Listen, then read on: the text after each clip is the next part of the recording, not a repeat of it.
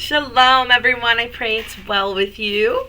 Today we're in Genesis Bereshith, chapter 3. And the serpent was more crafty than any beast of the field which Yah Elohim had made.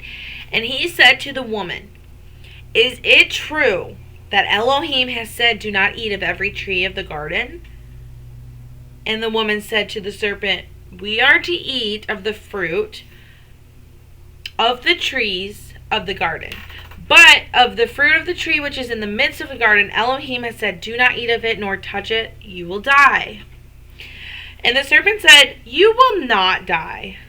For Elohim knows that in the day you eat of it, your eyes will be open, and you shall be like Elohim, knowing good and evil.'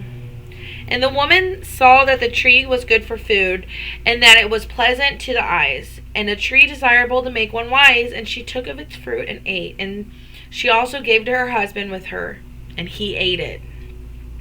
Then the eyes of both of them were open, and they knew that they were naked, and they sewed fig leaves together and made loin coverings for themselves. And they heard the sound of Yah Elohim walking about in the garden in the cool of the day. And Adam and his wife hid themselves from the presence of Yah Elohim among the trees of the garden. And Yah Elohim called unto Adam and said, 'Where are you?' And he said, 'I heard your voice, and I was afraid. I was naked. I hid myself.' He said, 'Who made you know that you were naked? Have you eaten of the tree which I commanded you not to?' And the man said, 'The woman whom you gave to be with me, she gave me the tree. She gave me of the tree, and I ate it.' And Yah Elohim said to the woman, 'What is this that you have done?'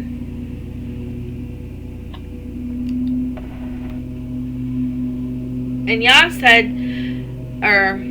the woman said, 'The serpent deceived me, and I ate.' And Yah Elohim said to the serpent, 'Because you have done this, you are cursed more than all the livestock, and more than every beast of the field. On your abdomen you are to go, and eat dust all the days of your life. And I put enmity between you and the woman, and between your seed and her seed. He shall crush your head, and you shall crush his heel.' And to the woman he said, 'I greatly increase your sorrow and your conception. Bring forth children in pain, and your desire is for your husband, and he rules over you.' And to the man he said, 'Because you have listened to the voice of your wife, and have eaten of the tree which I commanded you, saying, Do not eat, cursed is the ground because of you, and toil you are to eat of it all the days of your life. And it shall bring forth thorns and thistles, and you shall eat the plants of the field. By the sweat of your face you are to eat bread until you return to the ground, for out of it you were taken. For dust you are, and to dust you will return.' And the man called his wife's name Havah.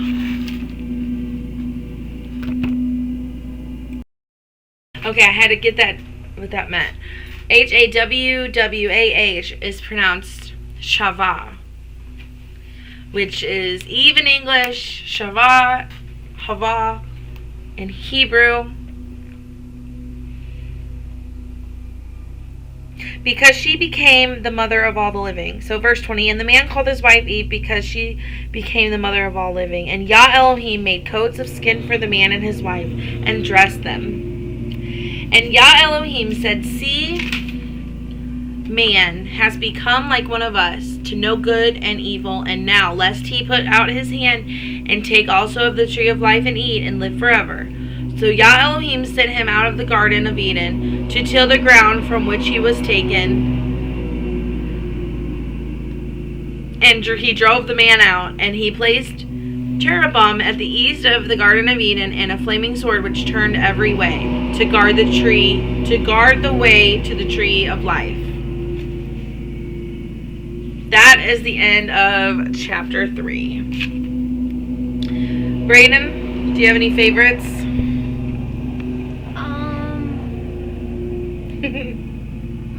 No, not really. Well, no, not really. Okay. It must be, like, insane. Not insane, like, wow, imagine, like, God saying, Yahweh saying, like, "What have you done?" Yeah. It must have been kind of you know? Like the one who created them is walking right there in the garden with them, and then all of a sudden he's like, what have you done, you know? He might not have said it like that, but what is this that you have done? So yeah. And here the serpent deceives the woman, and the woman then carries that to the husband, and then therefore the husband is deceived as well. And they sin, and they disobey. And this is where disobedience enters into the whole story.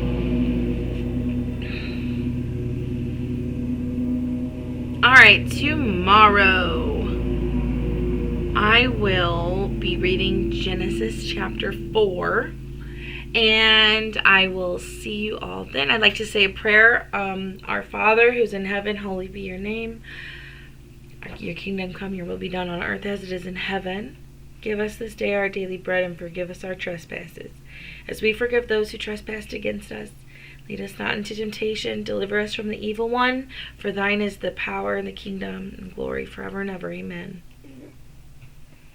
May God bless you and keep you. May his face shine upon you and be gracious to you.